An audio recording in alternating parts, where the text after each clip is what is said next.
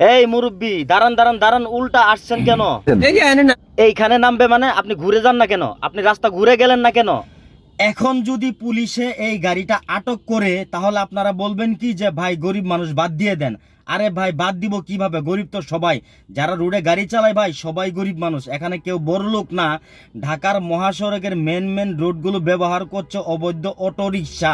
অটোরিকশার যন্ত্রণায় কিন্তু বড় বড় যানবাহনগুলো ঠিক মতো গাড়ি চালাইতে পারতেছে না, বেশি বেশি অ্যাক্সিডেন্ট ঘটতেছে। ঘটনা হচ্ছে প্রাইভেট কার, বাস, ট্রাক যখন মহাসড়কের একটা ব্রেক ভুল করে বা একটা ধাক্কা দিয়ে দেয় তখন কিন্তু মাটির সাথে পিষে যাবে যাত্রী সহ। আপনারা এই ভিডিওটা শেয়ার করে সবাইকে সাবধান করুন। রাশেদ ব্লগ পেজটা ফলো করে রাখেন। আল্লাহ হাফেজ।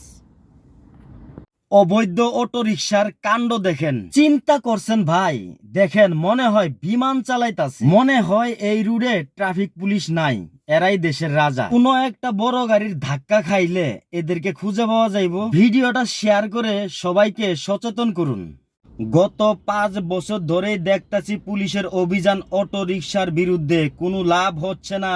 এই অভিযানে কোনো লাভ হবে না, কারণ এই অভিযান দিয়ে আপনারা অটো রিকশা দমাইতে পারবেন না। বিকল্প কোনো রাস্তা বের করেন, হয়তো অটো রিকশার যন্ত্রণা থেকে রেহাই পাবো সারা বাংলাদেশ।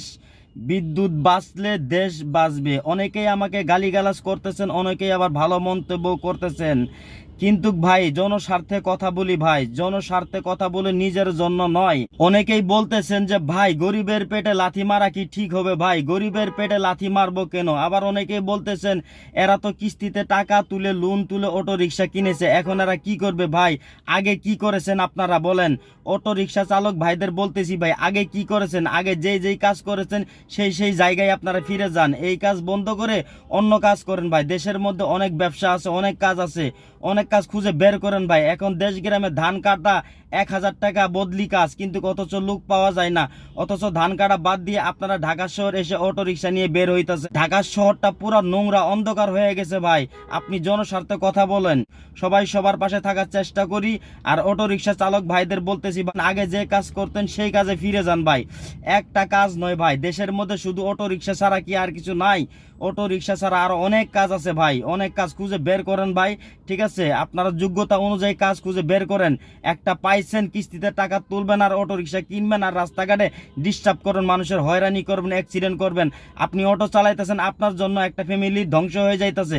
আপনার গাড়িতে ব্রেক নাই, কন্ট্রোল নাই, আপনার গাড়িতে লাইট নাই, ইন্ডিকেটর নাই, আপনি অ্যাক্সিডেন্ট করতেছেন, আপনার জন্য একটা ফ্যামিলি ক্ষতিগ্রস্ত হইতাছে। এর থেকে আপনারা বিরত থাকুন। আর ভিডিওটা শেয়ার করে পেজে একটা ফলো দিয়ে সবাই পাশে থাকবেন। আল্লাহ হাফেজ।